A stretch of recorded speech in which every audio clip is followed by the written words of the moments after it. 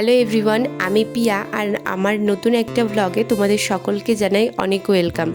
একজন গৃহবধূর একটা দিনের শুরু যে কখন হয় আর কিভাবে শেষ হয়ে যায় সেটা সে নিজেও বুঝতে পারে না।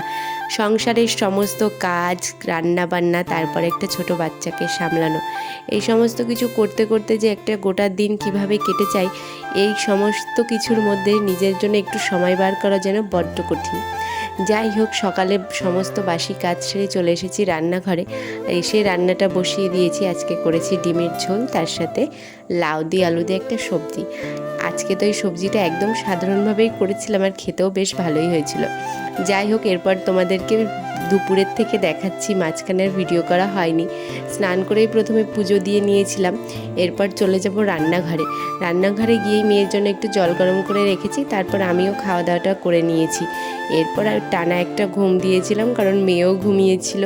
তারপর সন্ধেবেলা উঠে একটু চা খেয়ে আজকে একটু করব পায়েস।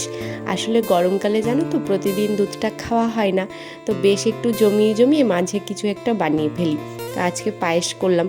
আর আমার ঘরে একটু কেশর ছিল, তো সেটাই দিয়েছিলাম পায়েসে, কোনো দিন দিইনি। আর আমার কেশর খেতে অতটা ভালোও লাগে না, এটা আমার একদম প্রেগনেন্সির সময়। তো যাই হোক, আজকে এতটুকুই। দেখা হচ্ছে আবার খুব তাড়াতাড়ি।